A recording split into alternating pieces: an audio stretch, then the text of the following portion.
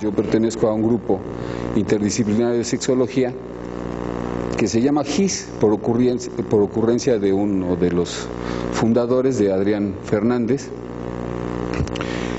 Pero la alegoría a la que se refiere es a que, aunque no funcione el aparato, sí hacemos la intervención educativa, aunque tengamos solo un pizarrón y un GIS. Entonces ya se inviruló una máquina porque mi presentación estaba contaminada, posiblemente se eche a perder, no pasa nada, porque sí tenía virus, ¿no? Pero no pasa nada, yo me sigo echando el rollo como si sí funcionara. Ya no funcionó. Así me llamo, el Grupo Interdisciplinario de Sexología, y esa frase, no sé si es de Paco Barrios, tú me dirás, eso de cántate una que se sepan todos, ¿no? Es una frase más o menos común a las 5 de la mañana, antes de que empiecen a pasar los camiones, y esa frase la tomé por eso, porque es una frase que todo mundo conoce. En realidad es parte de un poema que, si le pensamos tantito, es atroz.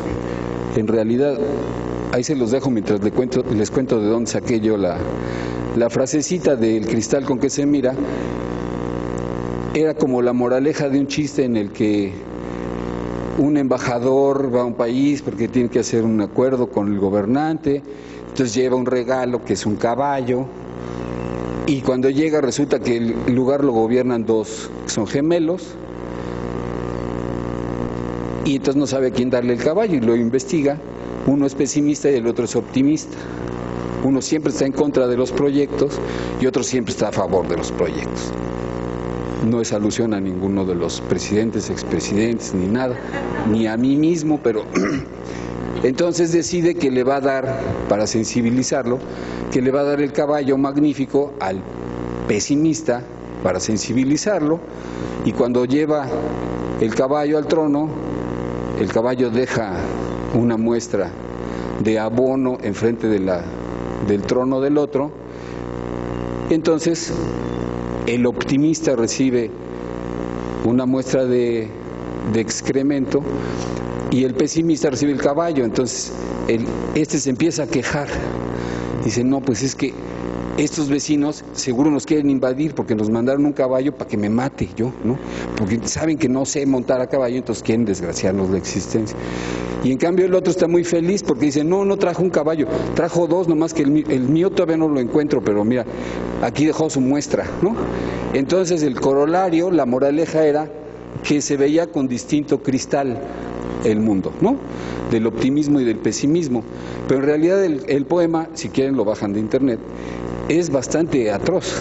Es una crítica a un fundador de una doctrina filosófica que es el cinismo, a Diógenes, y también es bastante estoico en otros de sus párrafos. No los voy a leer, pero no hay nada verdad ni mentira. Todo es según el color del cristal con que se mira. Es de un subjetivismo, de un relativismo atroz.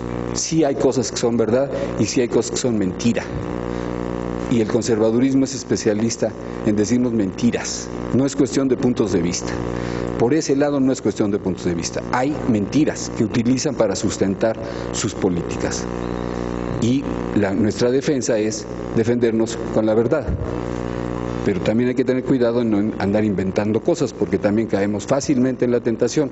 Como es la posición mayoritaria, entonces también, y perdón, si los quiero mucho y yo he caído en esa tentación, pues ha de ser así. Y sale una afirmación que a veces no está respaldada, y ahí sí, qué bueno que está aquí en primera fila Osmar, porque yo recogería el llamado, hay que sustentar, hay que poner la bibliografía. Y hay que confrontar la bibliografía con otra para irla actualizando, porque a veces no sabemos. Y otra cosa que no estaba en la plática, pero como no llega ni Marco, ni Luis Perelman, ni nadie, otra cosa que es muy importante es saber decir no sé, que es algo que nos cuesta mucho trabajo. Hay cosas que no sabemos también, y lo más saludable sería decir, no, pues eso no sé, mano. Lo podemos buscar, tengo un cuate que a lo mejor sí sabe, pero dar una respuesta igual que ellos hacen es muy peligroso. Bueno, no sé si ya lo leyeron, pero ni falta que hace, porque lo único que es interesante, es el final. Bueno, sobre lo que quería hablar es sobre el placer y algunas aproximaciones que tienen que ver con este concepto y algunos, pues digamos, pues no sé si decir errores sea muy pesado, pero algunos preconceptos para que, como es un anglicismo, no se entiende bien en español, entonces algunos preconceptos que hay sobre el asunto del placer. El estoicismo se caracteriza, entre otras cosas, por su defensa de que el placer es malo por sí mismo, que es bueno sufrir. Los que sufren, por el hecho de estar sufriendo, ya son buenos. Y los que tienen placeres son malos. Hasta había una paleta Magnum que el anuncio decía, está tan buena que ha de ser pecado comérsela. Ese era el argumento, porque estamos asociando constantemente el pecado, lo malo, con lo placentero. La moderación, la negación de los placeres, la vida en la abstinencia de placeres, como una forma de vida por sí misma. Y hay otras escuelas que contra esta afirmación de que el placer es bueno, se levantaron. Algo que está asociado con esta idea de que el placer es malo es la culpa. No todo el mundo en el salón hace terapia, pero lo que sí es muy común es que nos demos cuenta que lo que está jodiéndole la vida, y perdón por el tecnicismo, a alguien, son las culpas que tiene. Las culpas porque lo hizo o las culpas porque lo quiso hacer, haga usted el favor, ya ni siquiera porque lo hizo. Diríamos, pues ya encarrados, pues ya hazlo, güey. Si de todos modos vas a tener culpa, pues ya échatelo y ya, pues ¿qué te cuesta? Pero de todos modos siente culpa, aunque se haya abstenido de satisfacerse. La alegoría de la culpa es más frecuente en imágenes gráficas que en escritos. Los escritos parecen más obvios y si fueron más reprimidos. Y otro rasgo del estoicismo que yo quisiera subrayar es la tentación estoica. No solamente yo, que soy estoico, debo sentir culpa, debo limitar mis placeres, debo evitar el placer, sino que me siento con derecho también de imponerle a otras personas que no tendrían por qué estar de acuerdo conmigo la moderación de los placeres, la evitación, para que su vida sea mejor, para que se vayan al cielo. Pues muchas gracias. Si usted cree que no tener placer es muy bueno, pues usted absténgase, pero no salpique. No tiene usted derecho a meterse con mi vida. Tiene derecho a convencerme, eso sí, absolutamente. Tiene derecho a sentarse enfrente de mí y darme sus argumentos y yo escucharlos y darle los míos. Pero de lo que no tiene usted derecho es cambiar la legislación o poner una cierta normatividad que va a moderar a toda la población según los valores que usted cree que son universales. Por supuesto que es absurdo desde nuestra perspectiva, no es una perspectiva general, pero desde la perspectiva mayoritaria en este salón sí es absurdo la negación del placer, etcétera. Pero en ese momento se formaron escuelas formales, hubo grupos formalizados en contra de estas afirmaciones del estoicismo. No estoy haciendo una revisión histórica, pero algunos de los importantes fueron los cínicos, los cirenaicos y a los que me quiero referir más, que es a los epicúreos o hedonistas. Y allí empieza el pleito, porque yo sí he oído a varias gentes de este salón decir hedonista como despectivo, ¿no? Como si hedonismo fuera lo mismo que egoísmo. Y esa es mi breve aportación de hoy. Revisemos qué significa hedonismo. La limitación del placer para el hedonismo o epicureísmo es el daño a otras personas. Porque el análisis de un evento no es puntual. Para analizar una relación que ha habido, un acontecimiento, hay que tomar en cuenta lo que sintió cada una de las personas que participaron. Y si alguna de las personas sufrió, hay que reflexionar sobre lo que pasó. No es una escuela normativa, no es esto no se debe hacer, esto sí se debe, no, así no es.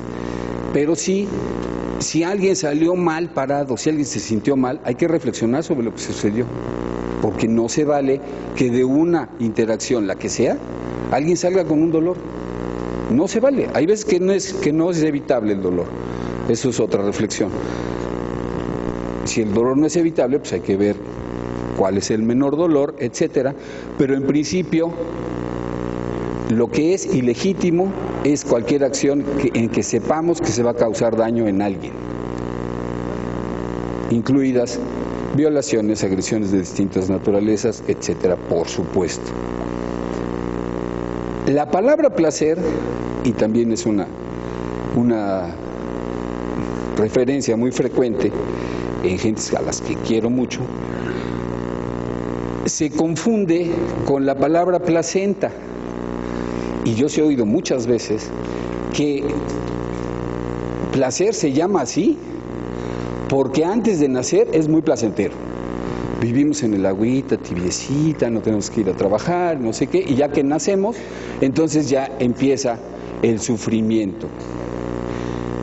Ese concepto, esa similitud entre las dos palabras está sustentando al estoicismo, porque significa que este es un valle de lágrimas, este es un lugar donde vinimos a sufrir, y entonces pues cada quien elige el modo de sufrir, pero no hay modo de librarse del sufrimiento, y sí hay modo de reducir el sufrimiento. Si no creemos eso, no estaríamos aquí. Si no creyéramos que el futuro se puede cambiar, no estaríamos aquí. Porque hacer terapia, hacer educación en áreas que son reprimidas, es cambiar el futuro. Estamos haciendo algo que sí se puede, que es cambiar el futuro. Cambiar el pasado no se puede. Se puede no hacer güey, resignificar, se puede hacer muchas cosas, pero el pasado ya está. Pero el futuro sí se puede cambiar, y si no, no nos habría convocado este congreso. Placer y placenta sí son parientes. Vienen de una palabra antigua, de un idioma pues casi teórico, porque no había grabaciones, que es el indoeuropeo. Vienen de una palabrita que es plac. No sé si alguien aquí haya hecho tortillas. Bueno, tengo algunas amigas que sí, que están aquí, que sí han hecho tortillas, varias, pero en todas las culturas se han hecho tortillas. Es algo que no es exclusivo de nuestro país ni de este salón. Al hacer la bolita de masa y lanzarla contra el comal, suena plac. Y ese sonido es el que se recogió para describir la forma de la superficie que quedó. Y de ahí viene plano, y viene placenta, y vienen otras palabras. Del plac, es una onomatopeya, plac. De plac a placenta, el origen de la palabra posiblemente está en Teofrasto, que fue el que heredó la escuela de Aristóteles. Teofrasto es con el que trabajó las plantas, la botánica, y se dio cuenta, y su tarea es esa: se compran unos chícharos, unos ejotes, unas habas, pero verdes, que tengan todavía la vaina, y se fijan cómo está la semilla pegada a la vaina. Tiene una estructurita plana por un lado, y entonces, como así se agarra, y al separarla se ve planita, entonces Teofrasto dijo, plac, plac sentada, placenta. Y entonces de ahí viene el término placenta, para decepción de muchos ginecólogos. No empieza por las placentas animales. Placenta es un término botánico originalmente. Y luego empezaron a destripar animales y vieron que un grupo de animales, la hembra, porque no sé si destripaban señoras, pero no lo dudo, pero una hembra, un conejito, digamos, hembra, la abren y adentro tiene una como vaina, y cuando está embarazada, abre uno la vaina y ahí están como frijoles, los embriones, pegados a la superficie de la vaina con una estructura que no es plana, es muy arrugada. Esa estructura no es plac, pero como ya tenía nombre la de las plantas, dijeron, pues este es otro plac, nomás que un poco chueco. Y de ahí viene placenta. Es un origen muy extraño, muy peculiar. Y no tiene nada que ver con el otro plac. Esa es la placentación. Aquí están los carpelos, o sea, las hojas las hojas fértiles. Aquí están los óvulos. Esta es la placa, la placenta vegetal. Esta se llama placentación axial, placentación parietal. Bueno, ni modo, uno tiene vicios porque yo antes era biólogo. Ahí está más bonito, pero es el mismo esquema. La placentación en los vegetales. Y de plac a placer, la palabra viene por un lado completamente distinto. Si uno se contrata en un barco, en tiempos de Aristóteles, yo sospecho que hoy es igual, uno se pone a las órdenes del jefe del barco, del capitán. Y si hay chamba, haces la chamba. Y cuando hay chamba es cuando hay oleaje, cuando hay viento, cuando hay que estar arreando las velas y luego soltando las velas, pero hay un tiempo plac en el barco. Y el tiempo plac es cuando el mar está plac, cuando no hace viento, cuando no hay olitas, no está arrugado, está como un espejito. Si el mar está plac, es un estado persistente de tranquilidad y no solo la ausencia de enfermedad. Es un estado placentero, pero no placentero por las placentas de las mamás de los pobres marinos que están casi esclavizados. No, no tiene nada que ver. Es plac el tiempo en el que puedo jugar cartas, en donde puedo condimentar la comida en vez de tener que meterme los tacos ahí rápido porque ya tengo que hacer otra cosa. Es un tiempo para descansar, para platicar, para desarrollar la amistad, para jugar algo, para inventar historias, para ponerse a pescar. Ese es el tiempo plac y de ahí viene placer en el sentido en el que lo utilizamos. Y placer en griego se dice hedone. Y la definición de hedone en un diccionario de griego en griego, que por supuesto no puedo leer, ahí está en mi sala, ¿no? Con la esperanza de que algún día alguien, una visita, pueda leerlo, pero la definición de hedone es un estado persistente de que yo no sé si sabían o no en 1949 en la reunión de la OMS, pero es la misma definición de salud de la OMS. Placer y hedone y salud, según la OMS, en 1949, que fue cuando se publicó, la discusión creo que fue en 98, es la misma definición. Salud es placer. ¿Y qué dice ahí?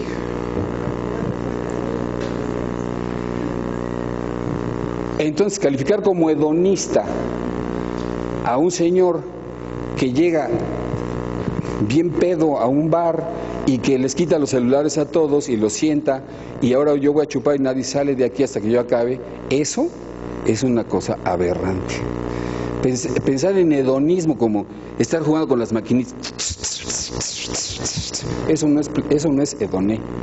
Ese güey está muy divertido, está jugando, pero eso no es hedoné. El concepto de placer implica un estado persistente, un estado de tranquilidad, en donde se pueden desarrollar otras cosas, no donde está uno maltratando a alguien o matando marcianos con un control de computadora. El hedonismo, por antonomasia, es la doctrina de un señor que se llamaba Epicuro, que nació en una islita de Samos, y si uno ve fotos de la isla, a lo mejor medio entiende por qué se dedicaba a eso, porque realmente las islas griegas siguen siendo paradisíacas. Yo no las conozco, y a menos que hagamos un congreso en Grecia, que pues para allá vamos, ¿no? Si vinieron desde el DF hasta Tapachula, pues ya el siguiente lo podemos hacer en Grecia, ¿no? Este es Samos, la islita de Samos está por aquí, está enfrente de lo que hoy es Turquía, está un poco al sur Está un poco al sur de una isla famosa porque hubo una revolución hacía 200 años, que había habido una revolución muy interesante de unos chavos. Y sí tomaron el poder, los chavos tiraron al tirano. Era una pareja, tenían una hija por lo menos. Y al tirar al tirano, se quedaron con los recursos, con los impuestos, y fundaron una escuela, que era una escuela de mujeres, donde las maestras eran mujeres, y había niños y niñas como estudiantes.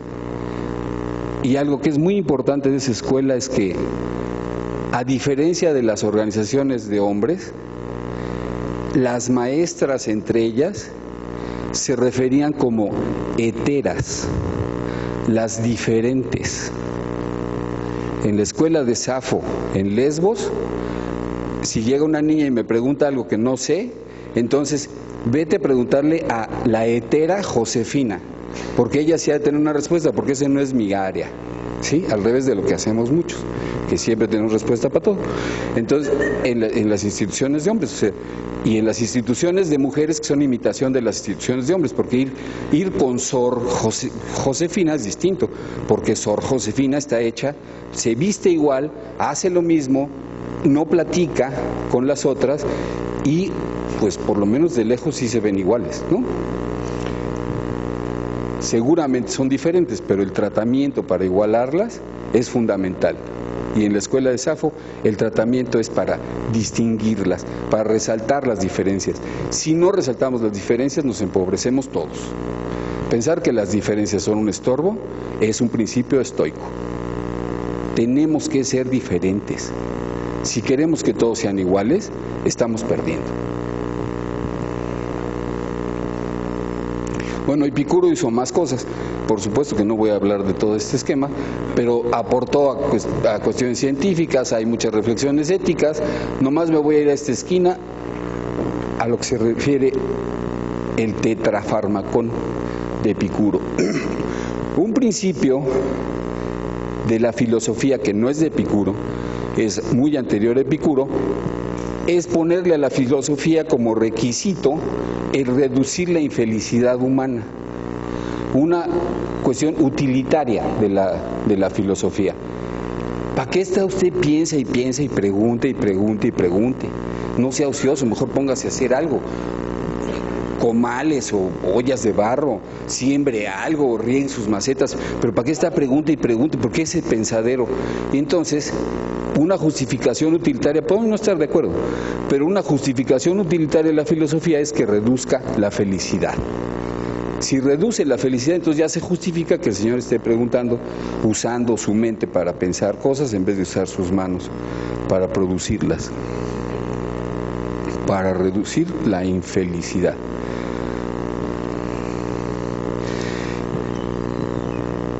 Me brinco un cacho de la vida de Epicuro, pero si se consiguen un librito de Epicuro, todos son chiquitos y todos son baratos. Bueno, casi todos son baratos. Pero sí tienen más de lo que uno paga por ellos, eso sí se los puedo asegurar. Me brinco un cacho de la vida de Epicuro, al final, después de varias broncas, funda, y no funda una escuela, porque él no cree en las escuelas. Sus pleitos anteriores, que son los que me estoy brincando, vienen de que no quiere agarrar el libro y sentarse con un libro a decirle a los otros cómo es la cosa. Eso se llama dogmatismo, eso no se llama filosofía. Con Sócrates se murió la filosofía. Platón y Aristóteles, pues sí eran muy listos, digo, tampoco tengo los tamaños para decir que no, pero es el mundo según Platón y según Aristóteles y según todos los demás, pasando por Kant hasta Matrix, ¿no? Así es el mundo. No es preguntarse, sino buscar cuál es la respuesta. Con Galeno ocurrió algo que en el área de la medicina es muy conocido, pero Galeno hizo las descripciones anatómicas y luego llegó la Iglesia Católica, esa misma de Norberto, y entonces se prohibió ver los cuerpos. Entonces la gente iba a consulta, como sigue pasando en Comitán y como sigue pasando en otros lados. Va el señor junto a la señora, en ese tiempo era una cortina, y a la señora el médico ni siquiera la ve, tocarla menos. Entonces, ¿dónde le duele? Pues por acá. Y entonces saca el libro de Galeno a ver qué es lo que hay por acá. Y esa es la consulta. Y entonces, cuando le dicen a un médico Galeno, pues yo en mis adentros pienso, lo están ofendiendo en realidad, porque no, le están endilgando una distancia con el paciente, distancia terapéutica se llama, ¿no? Pero es como un asco, ¿no? Yo no me quiero meter en su vida, no vaya a ser que haga yo empatía e incorpore los síntomas, dice el manual de psicoanálisis, en donde encontré empatía, se recomienda que no se use la empatía con el paciente porque se pueden incorporar los síntomas, dice, ¿no? O sea, si te acercas demasiado, te puedes embarrar de algo, ¿no? Ese es como el asco, así, ¿no? Por supuesto que los médicos que están aquí, si lo digo en serio, no es irónico, sí están lejos de esas posturas, pero hay otros médicos que están allá afuera que no. Entonces, en este último intento, decidió que ya no iba a hacer ninguna escuela, ya le había ido muy mal. Un tiempo estuvieron en el Ámsaco, él y sus cuates, sembrando nabos y sembrando coliflores y zanahorias, y de eso vivían, de producir sus verduras, y de repente se muere el mismo año, Aristóteles, Alejandro Magno y Diógenes. Se queda vacía Atenas. Y entonces Epicuro dice, pues vámonos a Atenas, güey, esto hay que verlo. Un reinado intelectual, económico y con el crítico ahí de Diógenes fregando a los dos, pues hay que ver qué pasa en Atenas, hay que irse cerquita del mundo. Sería algo así como, hay que conseguirse la conexión a internet, ¿no? Pero como no hay internet, pues para ver el mundo hay que estar ahí cerca. Entonces compran un jardincito, siembran nabos y cebollas y la gente llega por el mandado, se sienta ahí un rato mientras van y cortan la coliflor y se pone a platicar, y a partir de esa plática con la persona que mandaron al mandado es de donde sale el epicureísmo, el hedonismo, porque sigue habiendo la preocupación de, bueno, ¿y usted por qué no disfruta la vida? No, pues no disfruto la vida porque me duele acá. Bueno, pues tómese un té o algo, pero hay otros sufrimientos que no son tan de una tisana o de una sobada. Hay otros sufrimientos que están en otros lados. ¿Cómo le hago para bajar el sufrimiento de las personas? Entonces, hay algo que pasa en el jardín, pues está la cola de gente ahí esperando para entrar, dice que me da una cebolla, por favor, y se vuelve a formar, ¿no? Y luego, ahora me da 2 papas, por favor. Oiga, pues ya mejor siéntese, aquí le juntamos el mandado, pero ya no esté entre y entre. Platique, y si quiere platicar más, tráigase un pollo, aquí hacemos un caldo, nosotros ponemos las verduras y discutimos un rato, platicamos un rato. Es un lugar amable para estar, no es un lugar de indoctrinación. Había niños, niñas, a los que mandan el mandado, viejitos, esclavos, esclavas y mujeres. Tampoco es la panacea, porque las mujeres casadas no podían andar yendo al mandado. Las mujeres libres, muchas de ellas algo sabían del placer, algunas hasta eran profesionales, pues, de eso, ¿no? Entonces, pues esas eran las mujeres que iban al jardín de Epicuro. Pero no hay una sola orgía, no hay una sola referencia a que alguien haya vomitado en el jardín de Epicuro por un exceso, a que se hayan oído los gritos, a que haya habido una violación. Eso no hay. Y a los estoicos les hubiera encantado. Y no hay ningún testimonio, pero sí la difamación. Si las que van son así, imagínense lo que estará sucediendo en el Hotel Camino Real. ¿Ya vieron? O sea, ¿ya vieron las fotos de las gentes que andan ahí? Algo están haciendo, ¿no? Cuando vino el ministro Valls, un señor que no venía con él, porque después confirmé que no venía con él, ahí me le pegué, ¿no? Y quería ver qué estaba pasando. Entonces llegaba a los talleres ahí a abrir, ¿no? Porque decía erotismo afuera, ¿no? Y sí se decepcionó un poco, porque sí era un taller de erotismo y todo el mundo estaba con ropa ahí reflexionando sobre unas cosas, y creía que habían metido pomos ahí, y no, es un concepto distinto. Bueno, de ahí salió el epicureísmo, de la reflexión en el jardín. Y la gente lo molesta y molesta. Bueno, pues no, que vas a reducir la infelicidad. Ya dinos algo, güey, ¿de qué discuten ahí? Y casi forzado, entonces dijo, bueno, pues ahí les va, un recetario, ¿no? No es un asunto normativo, es una guía, es una brújula para más o menos cómo vas, güey, ¿no? Quebrándose para acá. Y ese es el famoso tetrafármacon. Tetra es 4 y fármacon es mejoría, curación. El primero está en plural, porque era una sociedad donde se reconocía la existencia de varios dioses, y si lo pongo en plural, entonces dicen, ay, sí, pinches politeístas, y se lo brincan y no entienden nada. Pero en singular ya tiene cierto peso, ¿sí? ¿Por qué temer a Dios?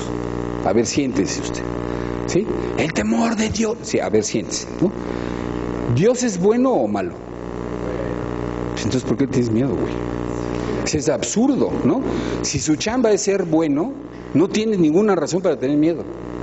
Puedes adorarlo, ponerle flores, darle gracias, o sea, es otra cosa, pero miedo, si una iglesia, si una organización religiosa, la que sea, se funda en el miedo a Dios, esa gente no es sincera, esa gente está mintiendo. Esa gente no te mata por temor a Dios, no te mata porque seas un semejante, no te respeta porque te lo merezcas, te lo respeta porque lo está vigilando Dios. Y yo no confío en alguien que está haciendo algo así. Y desgraciadamente mucha de la educación que hacemos, incluso aquí, es porque si no te pones el condón te va a llevar la chingada. Y eso es perfectamente estoico, es exactamente lo mismo, estamos usando lo mismo que ellos para obligar a la gente a que haga cosas. Si somos educadores, nuestra tarea es que entienda al otro y que no lo haga por miedo. Pero para que el otro entienda, tenemos que aprender nosotros y saber cómo se pone un condón y para qué sirve el arito y por qué sí funciona y por qué no y por qué los poros, Eso hay que saberlo para poderlo explicar y no llegar a imponer. O se pone el condón o se los va a llevar a la fregada. Miren unas niñas embarazadas, unos niños oliendo cemento. Sí es cierto, yo no digo que no, pero no es epicúreo. Si quieren seguir siendo estoicos, sean. Pero sí hay investigación que muestra que esas aproximaciones funcionan menos que las aproximaciones basadas en la comprensión. Y comprensión no significa un chorro de elementos complicados, no. Simplemente comprenderlo. No se necesita saber de biología molecular. Llenas el condón de agua, lo amarras, sigues dando la plática, lo pones en una servilleta azul de papel y después de la media hora de la plática lo levantas y la servilleta está seca. Si pasara el agua, ni así podría pasar el virus, señor. No se necesita más, ahí está la demostración. Sacarán sus folletos o lo que sea los de Provida, pero por el condón no pasa el agua y el agua es más chica que el VIH. Punto. No necesitamos mucha elaboración, pero sí convencer, no asustar. El temor a la muerte, a la hora de hacer la encuesta ahí entre las gente, oye, ¿usted por qué no vive a gusto? No, pues es que tengo miedo. ¿Y de qué tiene miedo? No, pues es que Diosito me está... Bueno, ya. ¿Qué otros miedos hay? Pues es que todo el mundo tiene miedo a morirse. ¿De veras? ¿Es cierto eso? Porque nos la tragamos con una facilidad enorme. Es que el temor a la muerte es fundamental. ¿De veras? ¿O el temor a la agonía? Porque no es lo mismo. Y hay argumentación. Y el otro es una guía para elegir a los placeres, en ese me voy a detener más. Y el cuarto es el más débil, en ese ni me voy a detener porque es una guía en relación al dolor. Los dolores fuertes duran poco, los dolores intensos duran poco. Y los dolores que duran mucho, pues te acostumbras, güey. Así que ya, solucionado el asunto del dolor, y entonces pasemos a otra cosa, ¿no? Sí se vale tomar aspirina, sí se vale sobarse, pero realmente es pueril el modo de aproximar el dolor. Ni modo, no es perfecto nadie. La argumentación en relación a Dios es, si Dios es bueno, no tienes por qué tenerle miedo. Si Dios te hizo, es tu Padre eterno, pues digamos estadísticamente por lo menos, las paternidades, maternidades, tienen algo de afectivo, de afectuoso con las crías. Sí, hay muchos hijos de la fregada, no quiero que lloren o que lloremos, pero sí, digamos, por principio hay como cierto vínculo positivo ahí. Una cosa es no tener miedo a Dios y otra cosa es no tener miedo a las instituciones que se respaldan en Diosito. Esa es otra cosa, ¿sí? Entonces, aguas, ¿no? No tener miedo a la muerte. Es un poco elaborado, pero simple. ¿Cómo se siente el dolor? Pues con el cuerpo. Si no hay cuerpo, no se siente el dolor. ¿Qué pasa cuando te mueres? Pues que se empieza a desorganizar el cuerpo.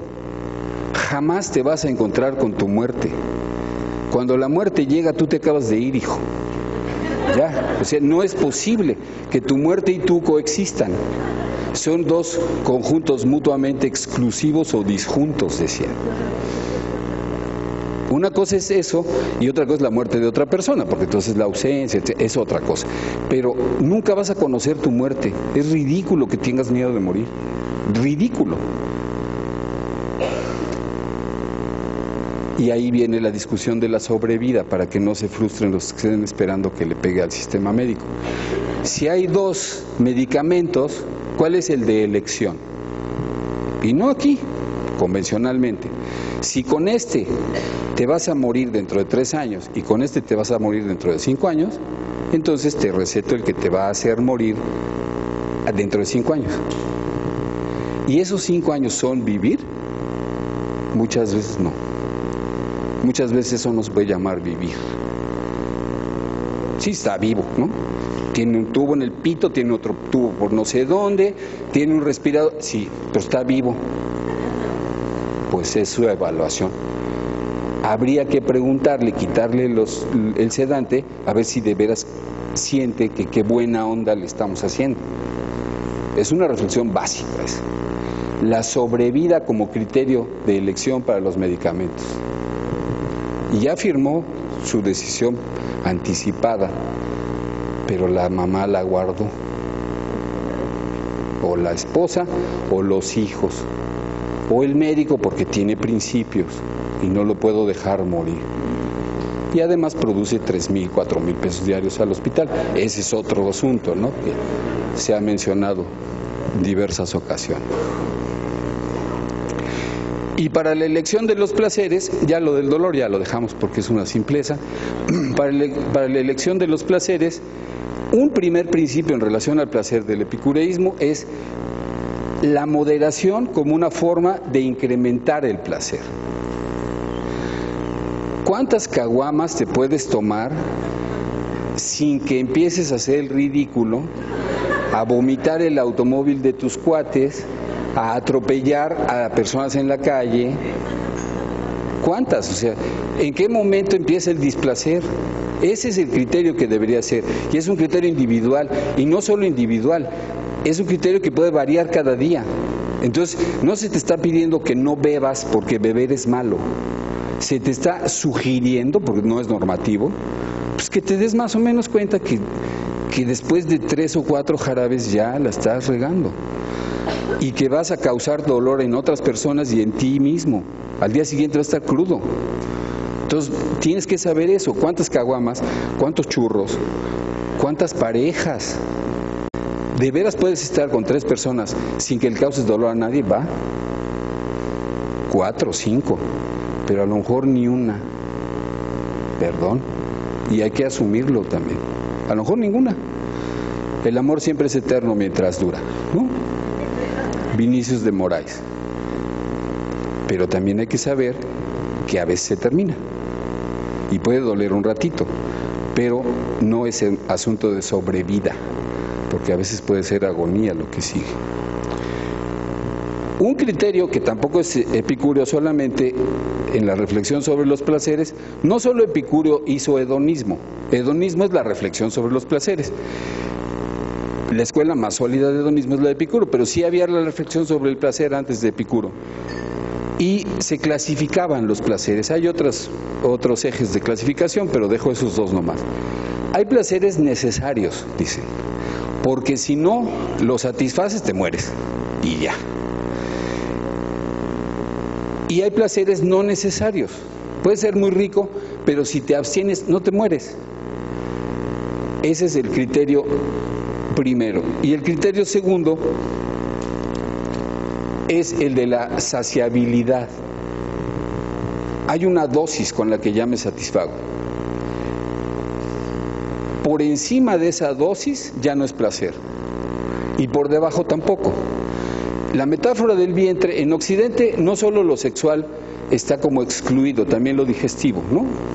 Los borborismos,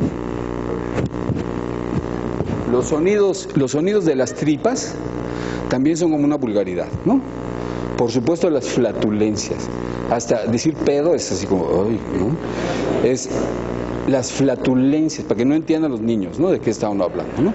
Entonces, no se habla de eso, de lo digestivo, de masticar, ¿no? Digo, a lo mejor porque prevalece una religión teófaga en donde se comen a Diosito, se van llenando de Diosito, no más que el lunes en la mañana, el evento, todos somos cacománsicos, o sea, es voltear a ver qué dejamos, eso todo el mundo lo hace, no se avergüence. Pero la confrontación es lunes en la mañana, le jalo o no le jalo. Ese es fundamental, o sea, ¿qué es lo que está ahí, no?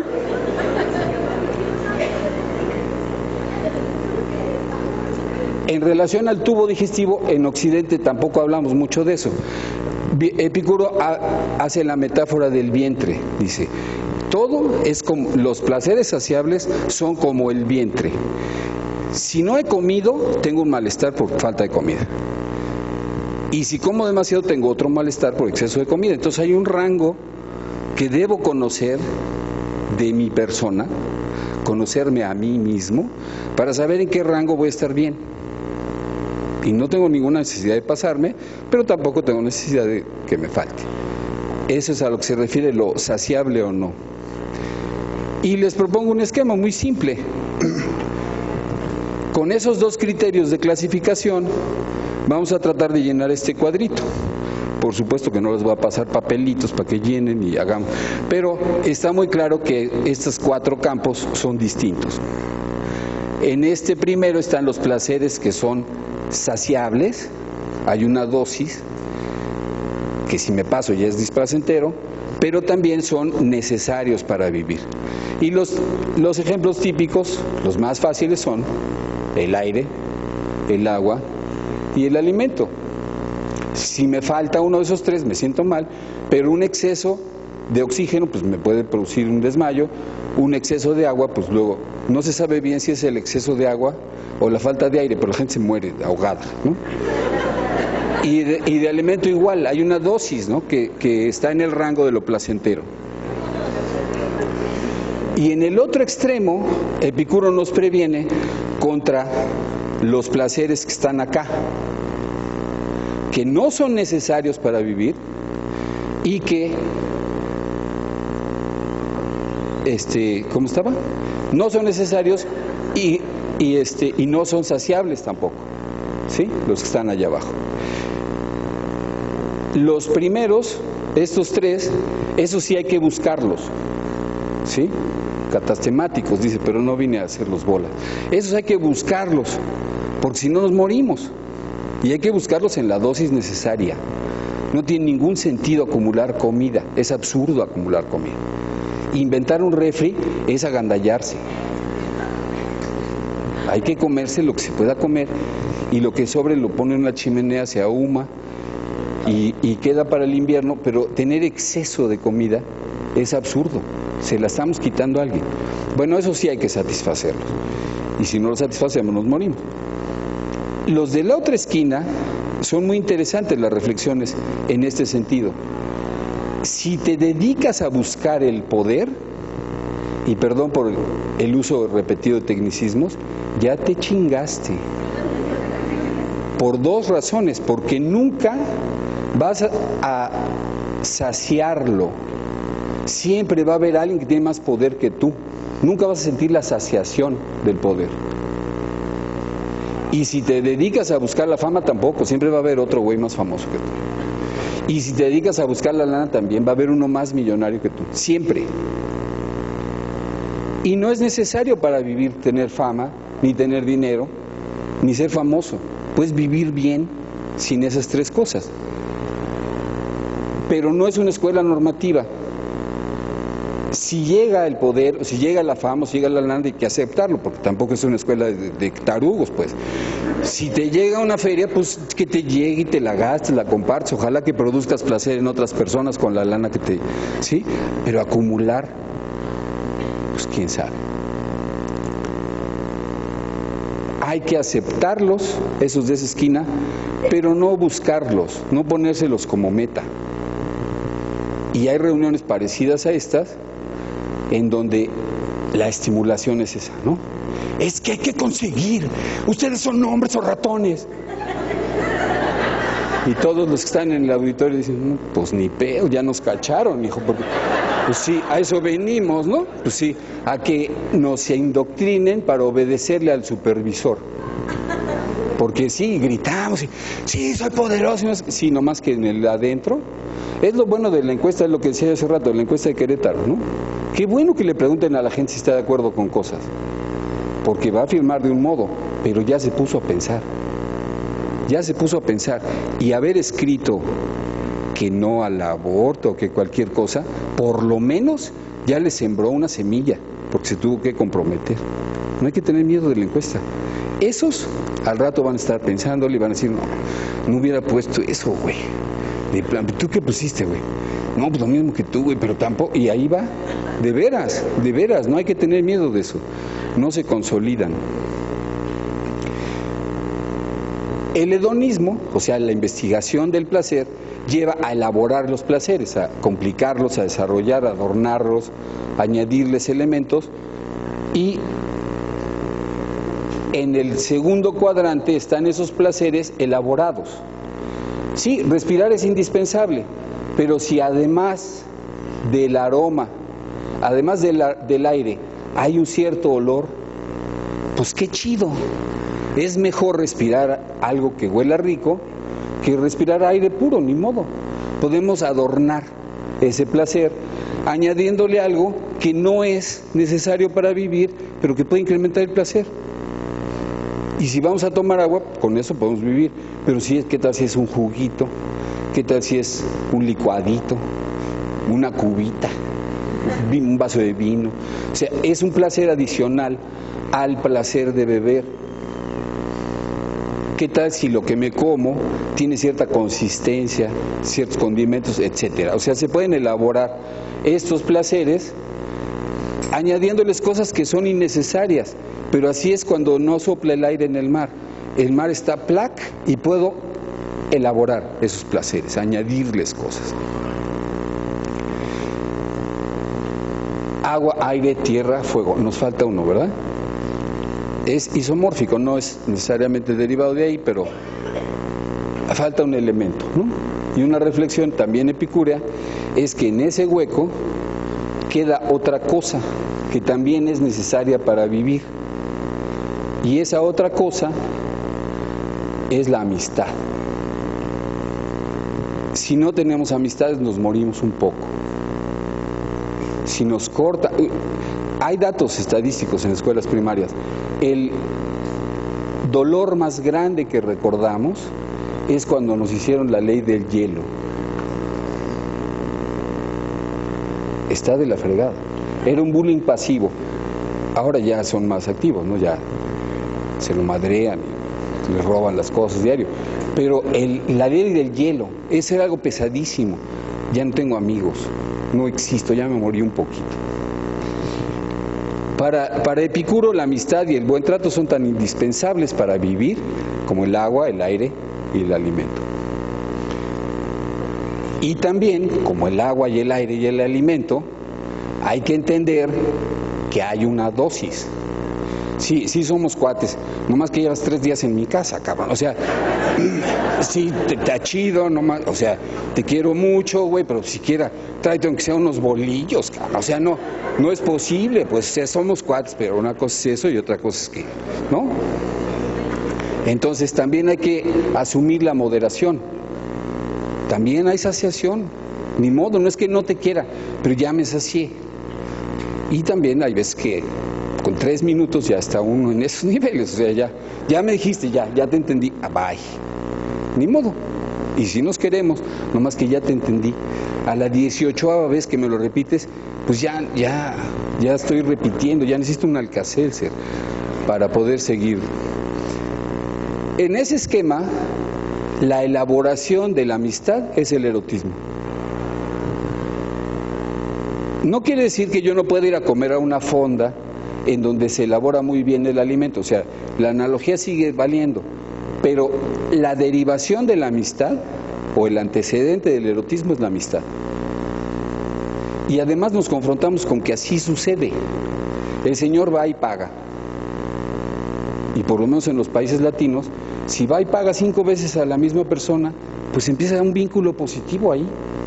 Yo no sé si los sajones no, pero puede que menos, puede que sean más fríos. Pero hay un vínculo positivo. Sí le está pagando, pero no nomás le está pagando. Hay una amistad. Y platican. Y hay veces que nomás platican. Además paga sus 15 minutos y no, pues es que fíjate que pues, mi esposa y la chingada, está bien, se me pasa con la señorita. El siguiente, ¿no? Es terapia. Con el terapeuta también hay un nivel de amistad que no hay que rechazar. La distancia terapéutica es una traición a la persona que está ahí. Sí se vale empatizar. No hay que tener miedo de incorporar los síntomas, como dice el manual antes aludido. Y yo quisiera terminar ahí, porque ya está bonito, ¿no? Que el erotismo viene de la amistad y no sé qué, pero nos falta un cuadro. Desafortunadamente ese cuadro sí existe, y ese cuadro parece ser que tiene una presencia muy grande en estas épocas. Yo ahí quisiera ya acabar, pero hay veces que algunas cosas no encontramos saciación en ellas. Y esas cosas pueden provenir de cualquiera de los otros 3 cuadrantes. Y hay veces que hay cosas o hay situaciones que sentimos morir sin ellas. Y eso nos puede hacer mucho daño. Ese cuadro ya no lo llenó Epicuro, pero ese cuadro hoy es más vigente que nunca, porque en ese cuadro está un área que también se nos presenta con frecuencia, que son las adicciones. Sí hay una satisfacción, sí hay una satisfacción por la sustancia o por la persona o lo que sea, pero hay veces, si yo siento que no puedo vivir sin la persona, me tengo que preguntar algo. Si yo siento que no puedo vivir sin la sustancia, sí puedes, güey, pero si puedes es desde afuera. Si estamos ahí adentro, sentimos que no podemos. Y por supuesto los congresos, imagínense que fuera una cada semana, pues, acabamos matándonos aquí, ¿no? Y con eso ya se llena el cuadro, y creo ya llegó Marco, ya está Luis Pelma, o sea, ya me siento como que sí, no había yo alucinado. Y eso es lo que les quería decir.